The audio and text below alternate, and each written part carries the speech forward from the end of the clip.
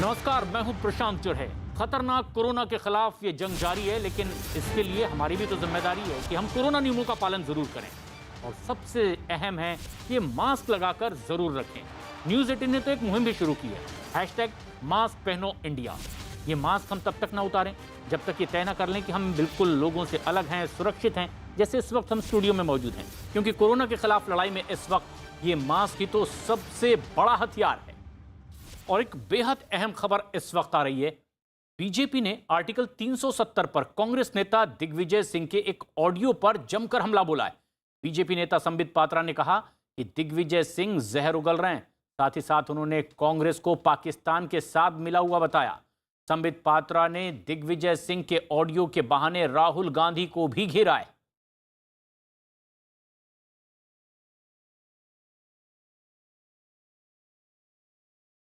TV चैनलों पे एक महत्वपूर्ण विषय चल रहा है, क्लब हाउस। जिस क्लब हाउस में दिग्विजय सिंह, जो कांग्रेस पार्टी के दिग्गज नेता हैं, वो किस प्रकार से बाहर भारत के खिलाफ जहर उगल रहे हैं और किस प्रकार पाकिस्तान के साथ हाँ में हाँ मिला रहे हैं, वो हम सब ने आज टीवी चैनलों के माध्यम से सुबह से देखा हुआ है। कोई नई बात नहीं है। ये वही दिग्विजय सिंह हैं जिन्होंने पुलवामा हमले को एक दुर्घटना मात्र बता दिया था। आतंकवादी घटना बताने से भी वो कतरा रहे थे।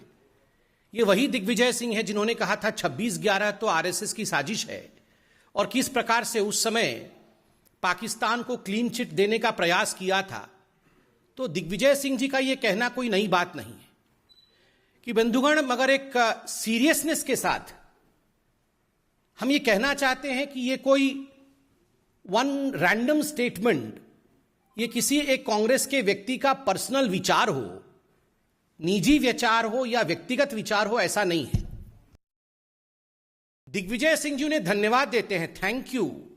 थैंक यू कहने के बाद दिग्विजय सिंह जी ओब्लाइज करते हैं और उत्तर देते हैं कि अगर मोदी जी हट जाते हैं सत्ता से तो जो कश्मीर पॉलिसी होगी उसके अंतर्गत कांग्रेस की जो सरकार आएगी वो आर्टिकल 370 को फिर से रिवोक कर देगी, अर्थात आर्टिकल 370 को, 370 को जम्मू कश्मीर में पुनः स्थापित करेगी। आप सोचिए जरा, ये दो चीजें दर्शाता है। एक तो कांग्रेस का पाकिस्तान के साथ सांठगांठ, कांग्रेस का पाकिस्तान के साथ खड़ा होना, दोनों के विचार एक जैसे हैं, कांग्रेस और पाकिस्तान के विचार एक जैसे। और दूसरा, आज कश्मीर में जिस प्रकार की शांति का वातावरण है, वहां जिस प्रकार से महिलाओं के अधिकार को लेकर कश्मीर आगे बढ़ा है, बच्चों के शिक्षा का अधिकार आगे बढ़ा है, ऐसे कई 100 हिंदुस्तान के लॉ है, कानून है, जो हिंदुस्तान में लागू होते थे और जम्मू कश्मीर में लागू नहीं होते थे। आज वो वहां लागू हो रहे हैं, वहां के लोगों का जीवन सुचारू रूप से आगे बढ़ रहा है। उसके खिलाफ भी कांग्रेस एक वातावरण तैयार करना चाहती है। राहुल गांधी जी, आपको याद होगा, आर्टिकल 370 जब एब्रोगेट हुआ था, उसके बाद उन्होंने 25 अगस्त 2019 को एक ट्वीट किया था और उन्होंने कहा था आर्टिकल 370 हटा करके हिंदुस्तान की सरकार ने एक भारी गलती कर दी है और बहुत बड़े रूप में जम्मू कश्मीर में लोगों के ऊपर आक्रमण हो रहा है।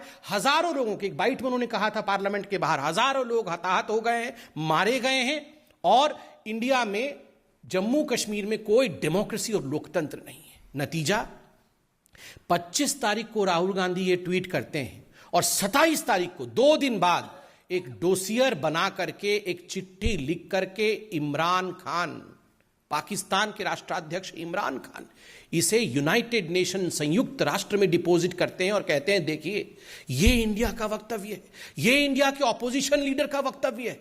आप सोचिए जरा, मुझे तो शक है कि ये किस प्रकार से टाइमिंग थी कि 25 तारीख को राहुल गांधी का ट्वीट और 27 तारीख को यूनाइटेड नेशन में प्रस्तुत हो जाना।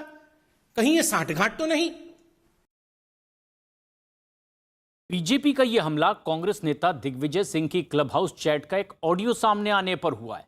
इस ऑडियो में उन्होंने कांग्रेस के सत्ता में आने पर जम्मू कश्मीर में आर्टिकल 370 को खत्म करने के फैसले पर फिर से विचार करने की बात कही है।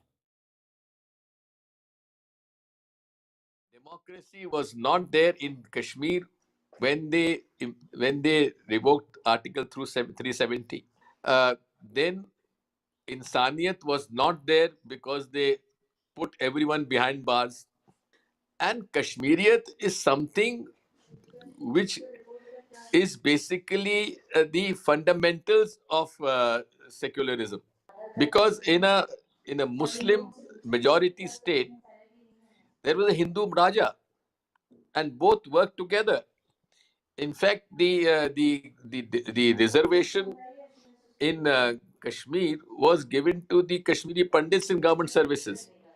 So therefore, the decision of revoking Article 370 and reducing the statehood, and the Congress party would certainly have to have a relook on this issue.